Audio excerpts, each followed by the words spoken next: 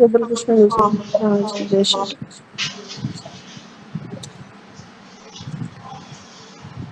तो आज का श्लोक है 9वें अध्याय का 29वां श्लोक, जिसमें भगवान कह रहे हैं समो अहम सर्वभूतेषु न मे द्वेष्टो अस्ति न प्रिया ये भजन्ति तु मां भक्त्या मयि तेषु चाप्यहम्। समो अहम सर्वभूतेषु न मे द्वेषो अस्ति न प्रिया ये भजन्ति तु मां भक्त्या मयि तेषु चाप्यहम्। समो अहम सर्वभूतेषु न मे द्वेषो अस्ति न प्रिया ये भजन्ति तु मां भक्त्या मयि तेषु चाप्यहम्। तो बहुत सुंदर श्लोक है, तो जिसमें भगवान हमें इस श्लोक के माध्यम से 4 शिक्षाएं दे रहे हैं। पहली तो क्या है, समो अहम सर्वभूतेषु, मैं सभी जीवों के प्रति समान हूँ।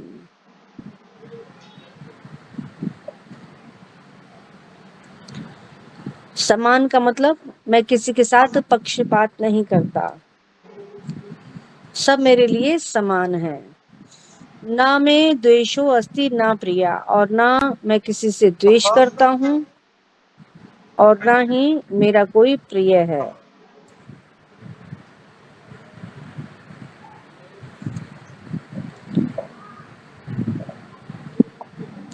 और ये भजन्ति तू माम भक्त्या, लेकिन जो मुझको भजता है, मेरी भक्ति पूर्वक सेवा करता है, वह मेरा मित्र है। मयि तेषु चाप्यहम्, और मैं भी उसे चाहता हूँ और वो भी मुझ में स्थित रहता है, मैं भी उसका मित्र हूँ। तो यहाँ पर 4 शिक्षाएं हैं कि मैं सभी के प्रति समान हूँ, ना मुझे कोई अप्रिय है और ना प्रिय है। मैं किसी से द्वेष नहीं रखता का मतलब ना तो कोई मेरा प्रिय है और ना ही मेरा अप्रिय है, दोनों के प्रति समान रहता हूँ। ये पहली शिक्षा भगवान यहाँ पर देने चलेंगे। और दूसरी शिक्षा में कहते हैं कि जो लोग मेरे ही भक्ति पूर्वक भजन करते हैं वो मेरे हैं। ये दूसरी शिक्षा भगवान ने यहाँ पर दी। ये भजन्ति तु माम भक्त्या मयि तेषु च अपि अहम्। और तीसरी शिक्षा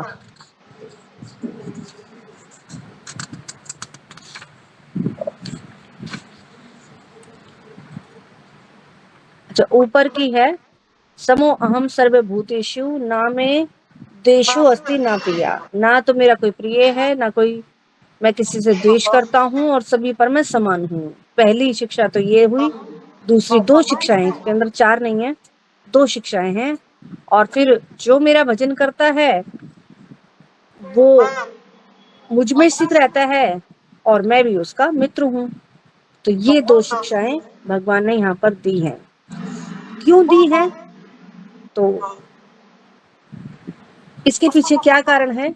इसके पीछे कारण ये है कि अर्जुन से पिछले श्लोक में भगवान ने कहा था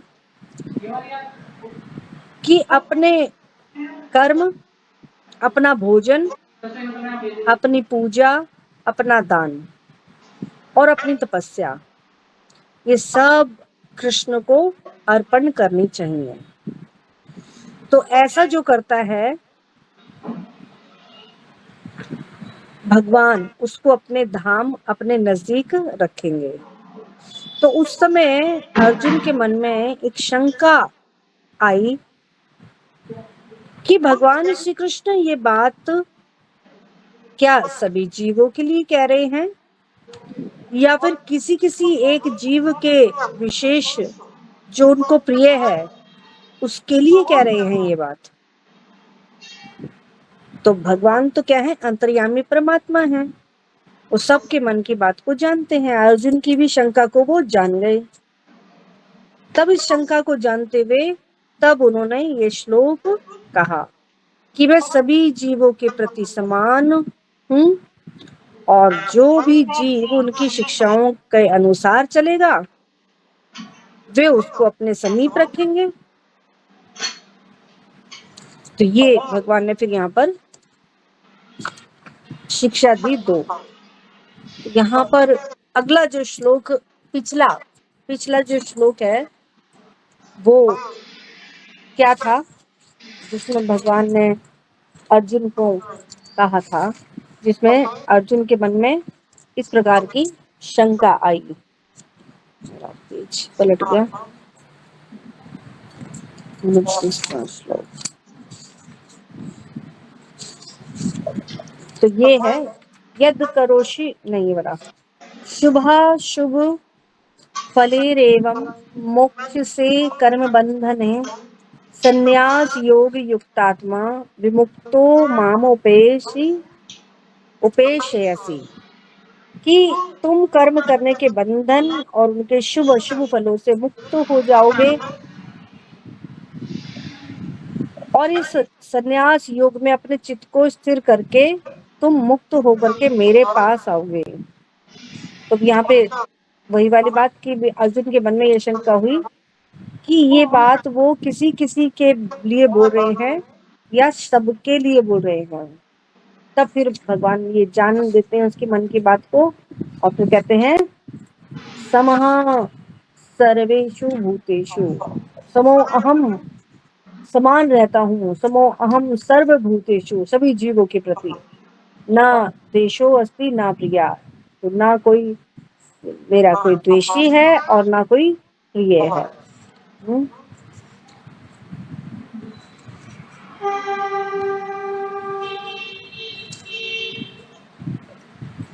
और ये भजन्ति तो माम भक्त्या मयि ते तेषु चाप्यहम्, तो मैं भी उसे चाहता हूँ और वो भी मुझे चाहता है जो मेरा भजन करता है।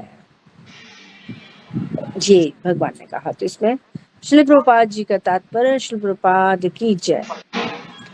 तो यहाँ पर यह प्रश्न किया जा सकता है कि जब कृष्ण का सबों के समान, सबों के लिए संभाव है और उनका कोई विशिष्ट मित्र नहीं है, तो फिर वे उन भक्तों में विशेष रुचि क्यों लेते हैं जो उनकी दिव्य सेवा में सदैव लगे रहते हैं। अभी तो भगवान ने कहा मैं समान रहता हूँ सबके साथ, फिर यहाँ पर जो विशेष भक्त होते हैं उसमें फिर वो विशेष रुचि क्यों दिखाते हैं। जैसे कि भगवान सबके साथ समान है, दुर्योधन के साथ भी समान है और अर्जुन के साथ भी समान है, लेकिन यहाँ पर अगर हम देखते हैं तो अर्जुन का पक्षपात कर रहे हैं। फिर भगवान अपने पांडवों का विशेष ध्यान क्यों रखते हैं भगवान। तो ये प्रश्न उठता है। तो जो उनकी दिव्य सेवा में लगे रहते हैं, किंतु यह भेदभाव नहीं है, यह तो क्या है, सहजता, स्वाभाविक, जिसको स्वाभाविक कहेंगे। इस जगत में हो सकता है कि कोई व्यक्ति अत्यंत उपकारी हो, किंतु तो भी वह अपनी संतानों में विशेष रुचि लेता है। उपकारी का मतलब सब जीवों पर दया करता है, सब जीवों से प्रेम करता है, लेकिन अपने बच्चों से कुछ ज्यादा विशेष प्रेम होता है। तो भगवान का कहना है कि प्रत्येक जीव चाहे वह जिस योनि का भी हो उसका पुत्र है, वो हर एक को जीवन की सारी आवश्यकताएं प्रदान कर रहे हैं। वे उस बादल के सदृश है जो सबों के ऊपर जल वृष्टि करता है। वो ये नहीं देखता अरे तो पहाड़ है यहाँ पर तो कोई घास वगैरह उगेगी नहीं, तो मैं यहाँ पर वर्षा क्यों करूं। हाँ, यहाँ पर जहाँ पर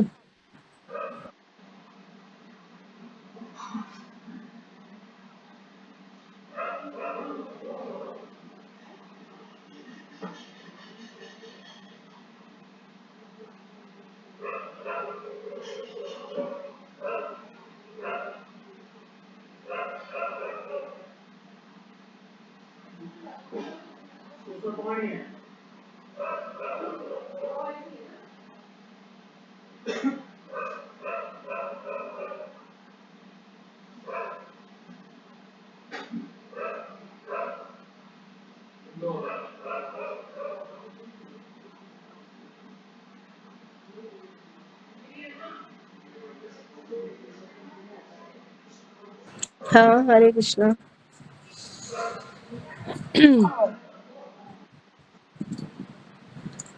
तो बादल तो सबके ऊपर जल वृष्टि करता है, चाहे वह वृष्टि चट्टान पर हो या स्थल पर या जल में। किंतु भगवान अपने भक्तों पर विशेष ध्यान रखते हैं। ऐसे ही भक्तों का यहाँ उल्लेख हुआ है, वे सदैव कृष्ण भावनामृत में रहते हैं, फलतः वे निरंतर कृष्ण में लीन रहते हैं। कृष्ण भावनामृत शब्द ही बताता है कि जो लोग ऐसे भावना अमृत में रहते हैं वे सजीव अध्यात्मवादी हैं और उन्हीं में स्थित हैं। भगवान यहाँ स्पष्ट रूप से कहते हैं मई ते, अर्थात वे मुझ में हैं, फलतः भगवान भी उनमें हैं। ये यथा माम प्रवदन्ते तासथैव पजामयम् की व्याख्या हो जाती है, जो भी मेरी शरण में आ जाता है उसकी मैं उसी रूप में रखवाली करता हूँ जिस रूप में वो मेरे पास आता है। ये दिव्य आदान प्रदान भाव विद्यमान रहता है भक्त और भगवान में, क्योंकि भक्त और भगवान दोनों सचेतन हैं। जब हीरे की सोने की अंगूठी में जड़ दिया जाता है, इसे सोने की अंगूठी, अच्छा यहाँ कुछ रह गया। जब हीरे को सोने की अंगूठी में जड़ दिया जाता है तो ये अत्यंत सुंदर लगता है, इससे सोने की महिमा बढ़ जाती है, किंतु साथ ही हीरे की भी महिमा बढ़ जाती है। तो भगवान तथा जीव निरंतर चमकते रहते हैं, और जब कोई जीव भगवान की सेवा में प्रवृत्त होता है तो वह सोने की भांति दिखता है और भगवान हीरे के समान। तो ये संयोग बहुत अति उत्तम होता है। शुद्ध अवस्था में जीव भक्त कहलाते हैं और परमेश्वर अपने भक्तों के भी भक्त बन जाते हैं। यद्यपि भगवान तथा भक्त में आदान प्रदान का भाव न रहे तो सगुणवादी दर्शन ही न रहे। मायावादी दर्शन में परमेश्वर और जीव के मध्य ऐसा आदान प्रदान का भाव नहीं मिलता, किंतु सगुणवादी दर्शन में ऐसा होता है। सगुणवादी भगवान से आदान प्रदान करता है, लेकिन जो मायावादी है वो इस प्रकार का आदान प्रदान नहीं कर पाते। जैसे कि एक दृष्टांत दिया जाता है कि भगवान कल्प वृक्ष के समान है और मनुष्य इस वृक्ष से जो कुछ भी मांगता है भगवान उसकी पूर्ति करते हैं। किंतु यहाँ पर जो व्याख्या दी गई है वह अधिक पूर्ण है। यहाँ पर भगवान को भक्त का पक्ष लेने वाला कहा गया है। यह भक्त के प्रति भगवान की विशेष कृपा की अभिव्यक्ति है। तो भगवान के आदान प्रदान भाव को कर्म के नियम के अंतर्गत नहीं मानना चाहिए। ये तो उस दिव्य अवस्था से संबंधित रहता है जिसमें भगवान तथा उनके भक्त कर्म करते हैं। तो भगवत भक्ति इस जगत का कार्य नहीं है, यह तो उस अध्यात्म जगत का अंश है जहाँ शाश्वत आनंद और ज्ञान का प्राधान्य रहता है।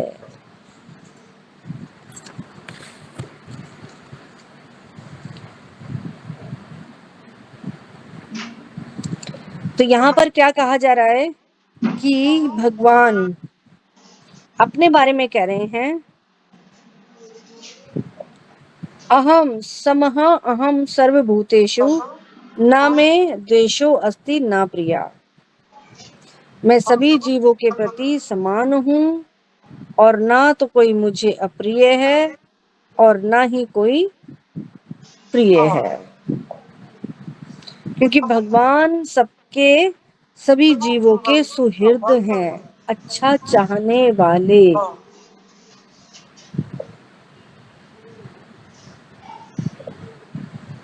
तो यहाँ पर भगवान ये कहना चाह रहे हैं कि वो चूंकि सभी जीवों के प्रति समान है, इस भौतिक संसार में जितने भी बद्ध जीव हैं, किसी भी जीव के प्रति पक्षपात नहीं करते और ना ही किसी जीव से द्वेष करते हैं, बल्कि सभी जीवों के क्या है, वो सुहृद समझे जाते हैं। ना तो किसी का पक्षपात करते हैं और ना ही किसी से द्वेष करते हैं, सभी जीवों के सुहृद कहे जाते हैं। तो फिर अब पक्षपात भी नहीं करते हैं किसी का, हाँ, पक्ष भी नहीं लेते हैं और द्वेष भी नहीं करते हैं, तो फिर क्या करते हैं, सुहृद रहते हैं, सबका अच्छा चाहने वाले हैं, सभी जीवों का सुहृद। तो ये कहाँ भगवान ने कहा है कि मैं सबका सुहृद हूँ? ये है 5वें अध्याय का 29वें श्लोक में, भोक्तारम यत्तपसाम सर्वलोक महेश्वरम सुहृद सर्वभूतानाम। जितने भी जीव हैं उनका मैं सुहृद हूँ, सबका अच्छा चाहने वाला। तो कभी कभार भगवान के कर्म, भगवान की जो लीलाएं हैं, कभी कभार समझ में नहीं आती हैं, तो उनको समझना इतना कठिन नहीं है। जब हम भक्त बन जाते हैं तो हमें सब कुछ साफ साफ समझ में आता है। तो कभी कभार लगता है कि अरे भगवान ने ऐसा क्यों किया, तो उसके पीछे भी कोई ना कोई कारण होता होगा। हाँ, अब हम सोचते हैं हमारी नजर में वो चीज गलत है, वो चीज गलत हुआ है हमारी समझ से, लेकिन भगवान की समझ से वो हमारे सुहृद होने के कारण किसी के भी साथ कभी भी कुछ गलत नहीं होता। क्यों? क्योंकि भगवान सबके सुहृद हैं, सबका अच्छा चाहने वाले हैं। किसी के साथ कुछ बुरा भी हुआ है तो इसमें भी उसकी कोई ना कोई अच्छाई ही होती है। अब वो क्या अच्छाई है वो भगवान जानते हैं, हम नहीं समझ सकते इसको। हम तो बस इतना जानते हैं कि भगवान सबके सुहृद हैं, सबका अच्छा चाहने वाले हैं। और जो ऐसा सोचता है उसको शांति प्राप्त होती है। भगवान ने ये कभी नहीं कहा कि मैं किसी एक विशेष का सुहृद हूं और कुछ जीव मेरे शत्रु हैं, ऐसा नहीं कहा भगवान ने। भगवान ने क्या कहा, सब भौतिक सृष्टि में जितने भी जीव हैं उनका मैं, सभी जीवों के हृदय में परमात्मा रूप में भगवान स्थित हैं और ये आशा करते हैं कि जितने भी जीव हैं वो ये समझे कि भौतिक संसार में कोई सुख नहीं है। ये समझाने के लिए उसके हृदय में परमात्मा रूप में, सुहृद के रूप में वो हमारे भीतर हमें प्रेरणा देते रहते हैं।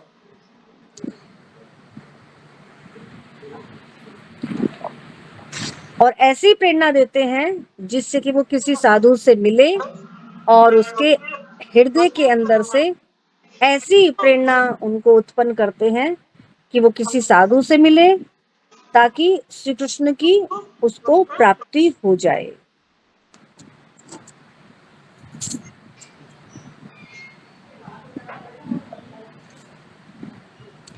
तो भगवान किसी भी जीव के प्रति ऐसा नहीं सोचते कि वो श्री कृष्ण को प्राप्त ना करे। तो जीव सदा इस भौतिक संसार में लड़ता रहे, ये भगवान कभी नहीं चाहते किसी भी जीव के प्रति। अगर ऐसा चाहते होते तो फिर उनका दिखाई देता कि अच्छा, उसका तो चाहते हैं कि वो उनके पास ना आए, तो इसका मतलब वो उनके साथ शत्रुता है भगवान की। और ये भगवान का भजन करता है, भगवान का मित्र है, तो भगवान चाहते हैं कि ये मेरे धाम आ जाए। नहीं, भगवान सबके साथ समान रखते हैं कि सभी जीव उनके धाम को लौट आए। अब उसके लिए उनको क्या कार्य करने हैं वो स्वयं जानते हैं। कैसे किसको कहाँ किस समय कैसे शिक्षा देनी है, कैसे उसको बचाना है, ये कार्य सब भगवान का होता है। तो ये हो तो गया कि भगवान श्री कृष्ण सभी जीवों के सुहृद हैं, इसलिए क्या है, वो सबके प्रति समान रहते हैं। और भगवान श्री कृष्ण क्या है, सभी जीवों को बीज प्रदान करने वाले पिता हैं। अहम बीज प्रदा पिता, 14वें अध्याय का 4था श्लोक पढ़ के सुनाइए कोई। 14वें अध्याय का 4था श्लोक, जिसमें भगवान क्या कह रहे हैं। हरे कृष्ण माता जी, दंडवत प्रणाम। भगवत ज्ञान 7वां अध्याय श्लोक संख्या 4। भूमि आप अनल वायु खम मन बुद्धि एव च अहंकार इत्यम में भिन्ना प्रकृति रिष्ठता। नहीं, आप गलत पढ़ रहे हो।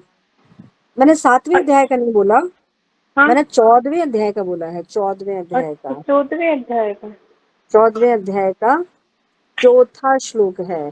ये जी है माता जी, ये है पढ़िए। सर्वयोनिषि कौन्तेय मूर्तयः सम्भवन्ति या तासां ब्रह्म महायोनि महा दिख भी तो नहीं रहा, कहाँ गया? ब्रह्म महत योनि बीज अहम बीज पर प्रतपितः। हे कुंती पुत्र, तुम यह समझ लो कि समस्त प्रकार की जीव योनियां इस भौतिक प्रकृति में जन्म द्वारा संभव है और मैं उनका बीज प्रदाता हूँ। बीज प्रदाता पिता हूँ। सर्व योनिषु कौन्तेय मूर्तेः संभावन्ति यः तासाम ब्रह्म महद योनिर अहम बीज प्रदः पिता।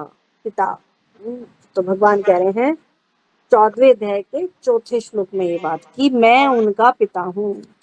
तो पिता अपने संतान को क्या द्वेष करेगा? नहीं करेगा ना। ऐसा सोचेगा कि इसको मेरी संपत्ति मिल जाए और इसको इस बच्चे को इस बेटे को संपत्ति मेरी मिल जाए और इसको ना मिले। पक्षपात नहीं करते हैं, समान रहते हैं, जैसे एक पिता अपनी संतान के प्रति रहता है। तो भगवान क्या कह रहे हैं कि वो सभी जीवों के पिता हैं और भौतिक प्रकृति को बीज प्रदान करते हैं।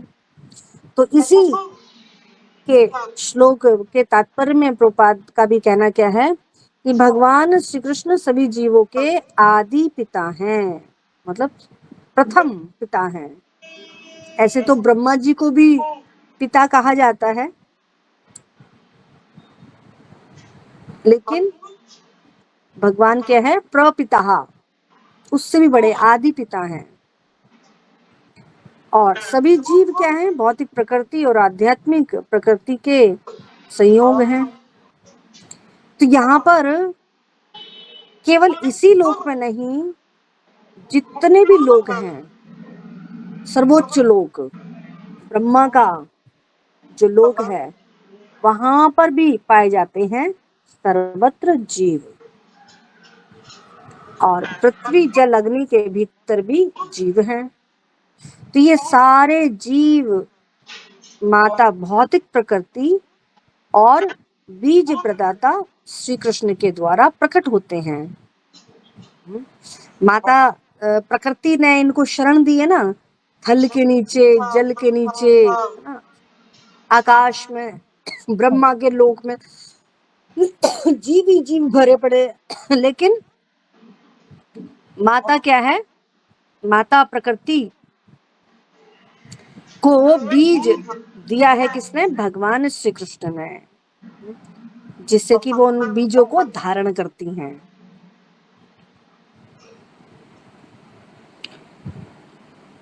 अब आगे देखते हैं, अब कैसे हम इस बात को ये कहें कि भगवान सभी के प्रति समान नहीं है। पहले में तो कहा कि वो सभी जीवों के सुहृद है, सबका अच्छा चाहने वाले हैं और बीज प्रदाता पिता हैं, तो फिर वो कैसे किसी के प्रति पक्षपात कर सकते हैं। और भगवान श्री कृष्ण क्या है, सभी जीव उनके अंश हैं। तो ये कहाँ कहा है,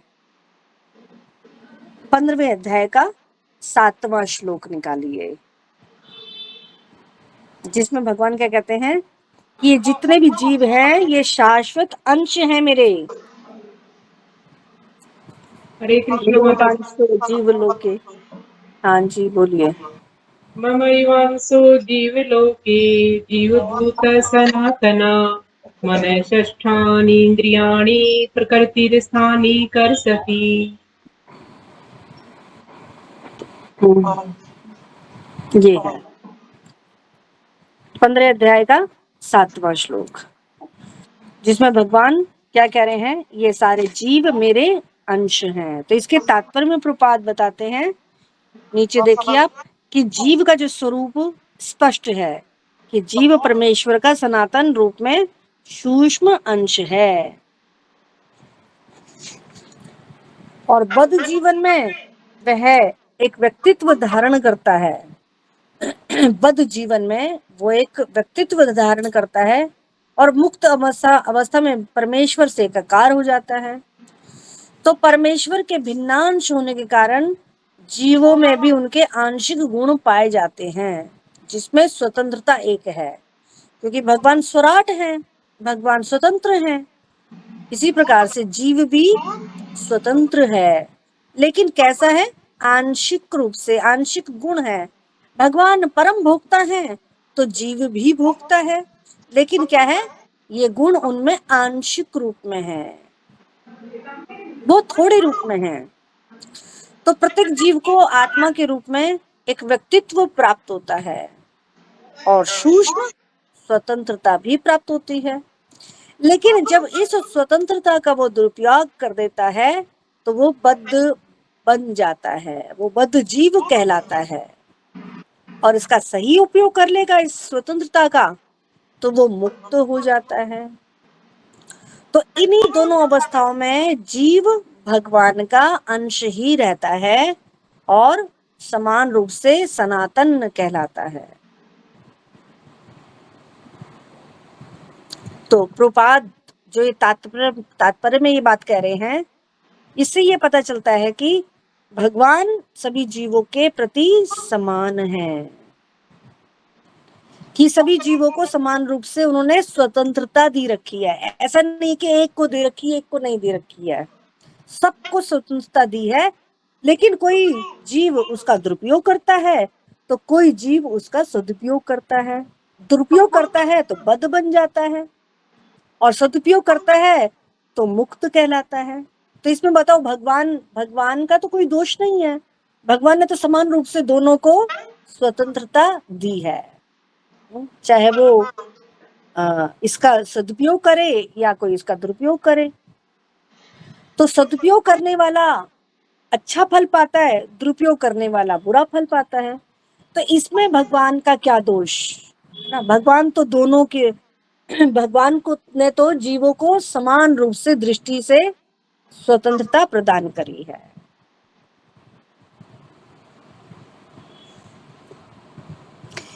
अब भगवान के अंदर प्रत्येक जीव के लिए क्या है, संवेदना,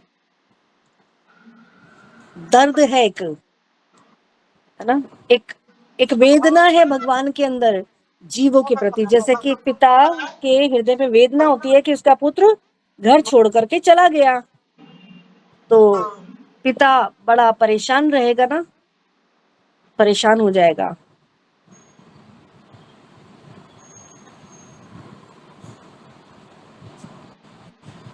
तो एक वृंदावन में श्रील प्रभुपाद ने एक प्रवचन दिया था, जो 1975 के समय की बात है। उस समय 24 अप्रैल का समय था, जिसमें प्रभुपाद ने वृंदावन में एक प्रवचन दिया था। उसमें उन्होंने क्या बताया था, अगर हमारी उंगली में थोड़ा दर्द होता है तो मैं बहुत परेशान हो जाता हूँ। क्यों? क्योंकि इस उंगली से हमारा संबंध है। और उसी प्रकार से अगर हमारा पतन हो जाता है तो भगवान को भी कष्ट होता है। और श्री कृष्ण को कष्ट हो रहा है, वे इस धरती पर आते हैं और भगवान को कष्ट हो रहा है, तो आप कृष्ण भावना भावित बनिए और श्री कृष्ण को आनंद मिलेगा, है ना। अगर हम भगवान के इस कष्ट को मिटाना चाहते हैं तो हमें क्या बनना पड़ेगा? कृष्ण भावना भावित बनना पड़ेगा। तो यहाँ पर प्रभुपाद की इस बात से क्या पता चलता है कि भगवान श्री कृष्ण में सभी जीवों के लिए संवेदनशीलता है, दर्द है। जैसे कि हमें अपने किसी भी अंग में, एक छोटी सी उंगली में भी अगर चोट लग जाती है तो हमें दर्द होता है। तो इससे हम क्या हैं? भगवान के अंश हैं। तो यहाँ पर ऐसी बात नहीं है कि कुछ जीवों के पतन से श्री कृष्ण को कोई संवेदना नहीं होती, लेकिन भगवान को प्रत्येक जीव के लिए संवेदनशील हैं, सभी के लिए दर्द है उनको, है ना। ये नहीं किसी जो उनसे द्वेष रखता है उसके लिए, चाहे वो मरे कटे कुछ भी हो उसका, मुझे कोई दर्द नहीं है उसके लिए। सबके लिए संवेदनशीलता है भगवान के हृदय में। और जो भगवान का नाम है वो भी जीवों के प्रति समान है। अब ऐसा भी नहीं है कि भगवान चाहते हो कि ये मेरा नाम ले और ये ना ले, ऐसा भी नहीं है। तो हो गई ना कितनी सारी समानता। तो जिस प्रकार से वे सभी जीवों के प्रति समान है, श्री कृष्ण सभी जीवों के प्रति समान है, उसी प्रकार से श्री कृष्ण का नाम भी सभी जीवों के लिए समान है। ऐसा नहीं कि नहीं हिंदू ही इस भगवान का नाम ले सकते हैं, मुसलमान भगवान का नाम नहीं ले सकते, ऐसा नहीं है। ये तो हिंदू और मुसलमानों ने आपस में ये विरोध खड़ा कर रखा है, लेकिन भगवान तो सभी के लिए है। भगवान का नाम तो हर एक व्यक्ति ले सकता है। तो यहाँ पे भागवतम का एक श्लोक आता है 6ठे स्कंद के अंदर, जहाँ पे दूसरे अध्याय का 18वां श्लोक में कहा गया है कि जैसे ही अग्नि के संपर्क में ईंधन आता है तो वो ईंधन को क्या कर देता है? जला करके भस्म कर देता है।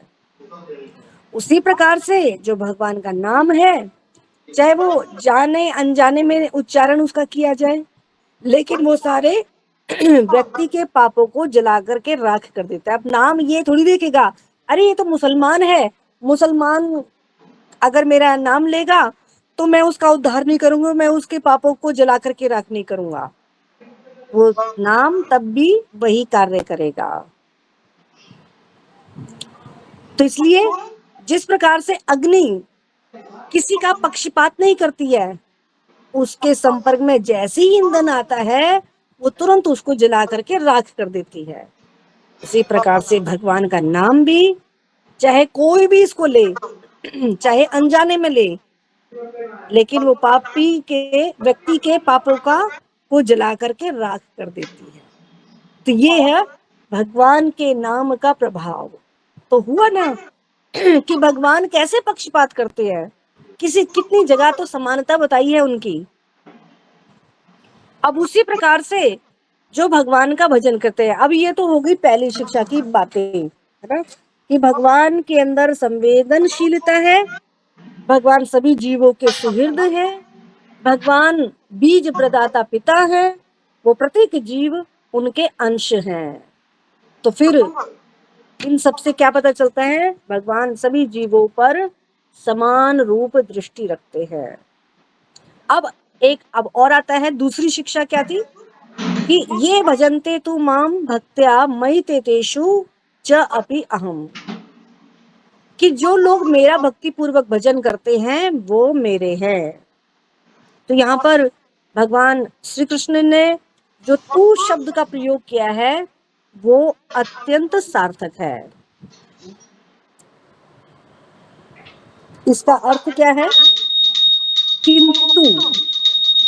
यहाँ पर वो किंतु का प्रयोग कर रहे हैं, जिसका मतलब क्या है कि जिस समय पहले कही हुई बात से कुछ अन्य बात कही जाती है, उसके पहले श्री कृष्ण ने कहा था कि वे सभी जीवों के प्रति समान है, कि कोई भी जीव उनके लिए अप्रिय ना प्रिय है। अब भगवान श्री कृष्ण किंतु शब्द का प्रयोग करके ये कहना चाह रहे हैं कि एक ही ऐसा कारण है जिसे श्री कृष्ण के लिए कोई जीव प्रिय होता है, वह कारण क्या है। इसलिए उन्होंने किंतु लगाया, तू शब्द लगाया। तू शब्द का मतलब होता है किंतु। ये भजंती तू माम भक्त्या। तू का मतलब तू नहीं, तू का मतलब है किंतु, जो मेरा भजन करता है। इसलिए यहाँ पे किंतु शब्द लगाया है। वैसे तो भगवान के लिए सभी समान है, किंतु जो भगवान श्री कृष्ण यहाँ पे कहना चाह रहे हैं कि जो लोग उनकी भक्ति पूर्वक भजन करते हैं वे श्री कृष्ण के हैं और श्री कृष्ण उनके हैं। तो इसमें श्री कृष्ण और किसी कारण से पक्षपात नहीं करते। इस भौतिक संसार में अनेक कारणों से पक्षपात होता है। कोई गोरे का पक्ष लेता है तो कोई काले से द्वेष करता है, कोई भारतीय का पक्ष लेता है तो कोई विदेशी से द्वेष करता है, कोई जन्म के आधार पर किसी का पक्ष लेता है तो कोई धन के आधार पर किसी का पक्ष लेता है, कोई गांव के आधार पर किसी का पक्ष लेता है तो कोई किसी का। लेकिन भगवान सभी में किसी के भी आधार पर किसी का भी पक्ष नहीं लेते, किंतु एक ही आधार पर किसी का पक्ष लेते हैं, वह है भक्ति। तो यहाँ पर भक्ति पूर्वक भजन की बात कर रहे हैं भगवान श्री कृष्ण।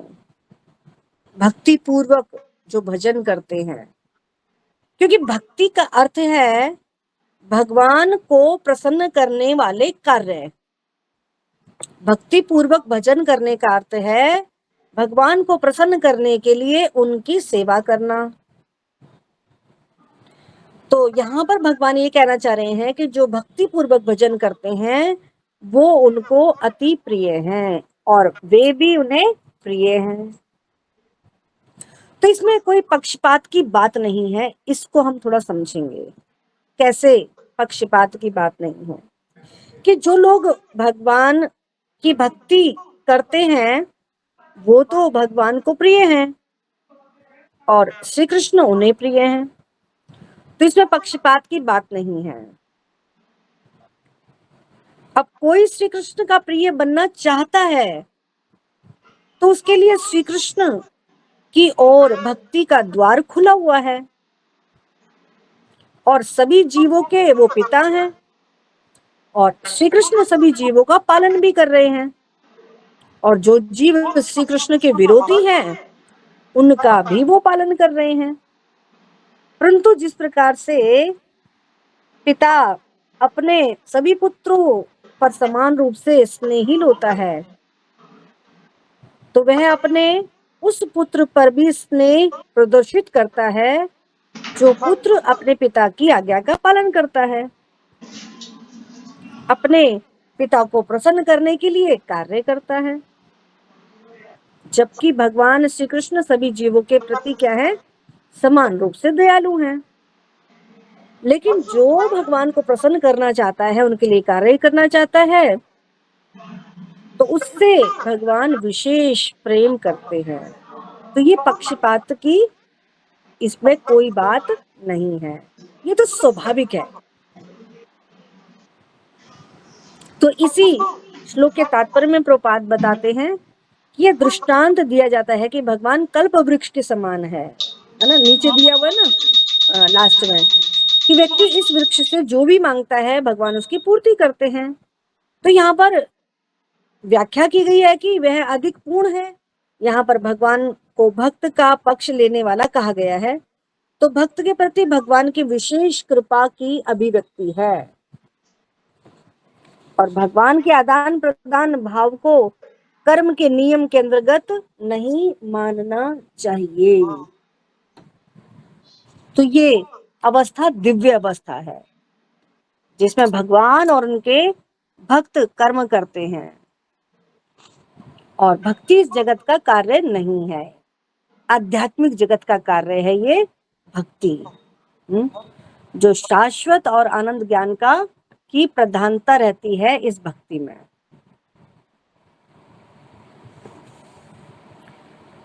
तो यहाँ पे 2 मिनट और लूंगी मैं, बस थोड़ा सा ये स्पष्ट हो जाएगा कि वे भगवान कृष्ण में है और कृष्ण उनमें है। तो यहाँ पर भगवान ये सिद्ध करना चाह रहे हैं कि वो पक्षपात नहीं करते हैं, लेकिन जो उनके भक्त होते हैं उन पर वो विशेष सुहृद रहते हैं। तो वे श्री कृष्ण के हृदय में है। तो इसका अर्थ क्या है कि श्री कृष्ण अपने भक्तों के सिवा कुछ नहीं जानते, और श्री कृष्ण उनके हृदय में है। इसका अर्थ क्या है कि वे भक्त श्री कृष्ण के अतिरिक्त कुछ भी नहीं जानते। भगवान के अलावा भक्त भगवान के सिवा कुछ नहीं जानता, और भक्त भगवान के सिवा कुछ नहीं जानता। अगर भक्त कुछ कष्ट में होता है तो इसका मतलब क्या है, श्री कृष्ण को भी कष्ट होता है। अगर भक्त को सुख मिलता है तो भगवान को भी सुख मिलता है। तो भागवत में 9वें स्कंद के अंदर 4थे अध्याय के 65वें श्लोक में कहा गया है कि जो भक्त अपनी पत्नी, घर, बच्चों, संबंधियों, धन, अपने जीवन को मेरी सेवा में समर्पित कर देते हैं, ऐसे भक्तों को मैं किस प्रकार से छोड़ सकता हूँ। बताओ, इसमें पक्षपात की बात कहाँ है। कोई जो भगवान के लिए लुट जाना चाहता है, तो क्या भगवान उसका विशेष ध्यान नहीं रखेंगे? रखेंगे ना। पूरा जीवन उसने भगवान के लिए लुटा दिया है।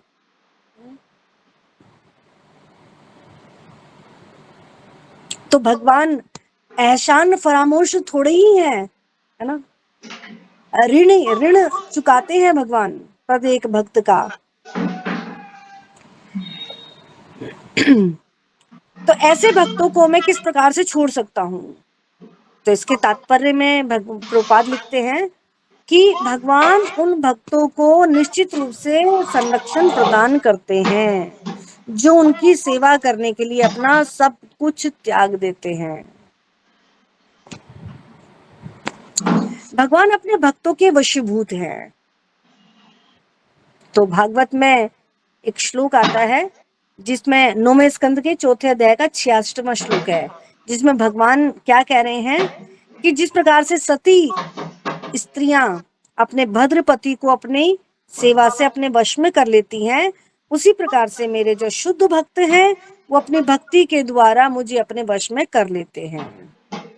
ऐसा ही एक श्लोक भागवतम के 9वें स्कंद के 4थे अध्याय का 63वें श्लोक में भगवान कहते हैं कि वे अपने भक्तों के वश में हैं, निसंदेह वे तनिक भी स्वतंत्र नहीं हैं।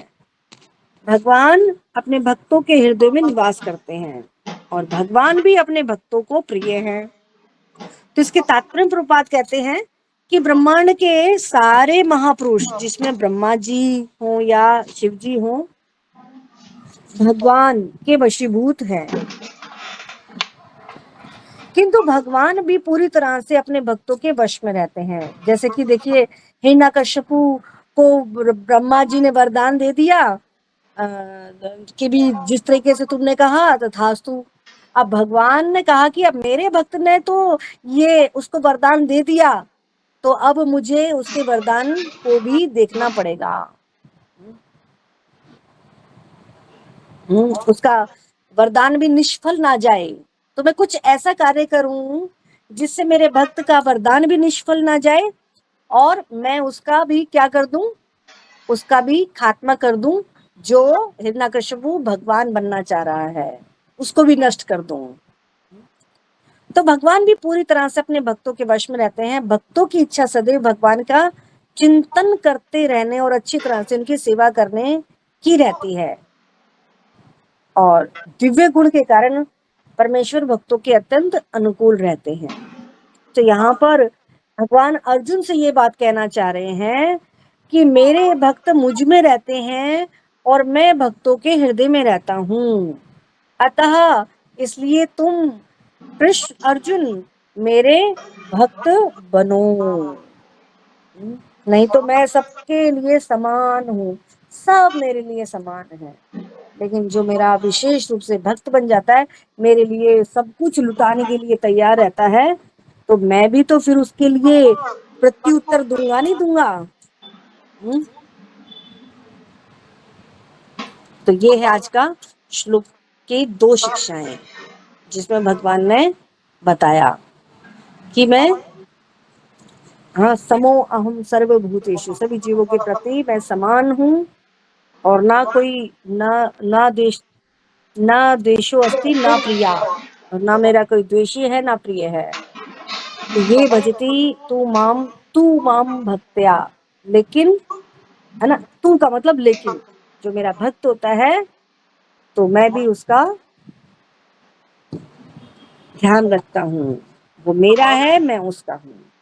ये भगवान ने यहाँ पे कहा। हरे कृष्ण। हरे कृष्णा माता जी। तो किसी का कोई प्रश्न हो? माता जी का बहुत बहुत धन्यवाद। तो एक बार से अनम्यूट करके माता जी का धन्यवाद करेंगे, हरे कृष्ण महामंत्र बोल के। हरे कृष्णा कृष्णा कृष्णा हरे हरे, हरे राम कृष्णा कृष्णा हरे हरे, हरे राम राम हरे कृष्णा माता जी। हरे हरे माता कृष्णा माता जी। जी दंडवत बिजी है माता जी, फिर भी हमें समय दिया। सभी भक्तों को दंडवत बहुत समझ में आया ना ये श्लोक आप लोगों को? हाँ जी, बिल्कुल समझ में आया होगा सबको। बहुत अच्छे से आ गया माता जी। आपने एक वर्ड बहुत अच्छे से समझाया। पूरा क्लियर हो गया माता जी, बिल्कुल आपने पूरा मतलब संतुष्टि हो गई माता जी। हरे कृष्ण। धन्यवाद आपकी तरफ से। ठीक है, यहीं पे विराम करेंगे। वांछा कल्पतरुभ्यश्च कृपा सिंधु एव च पतितानां पावनेभ्यो वैष्णवेभ्यो सभी नमः। का बहुत बहुत हरे धन्यवाद। कृष्ण माता जी। धन्यवाद प्रणाम। जी हरे कृष्ण। हरे कृष्णा माता जी। प्रणाम माता जी।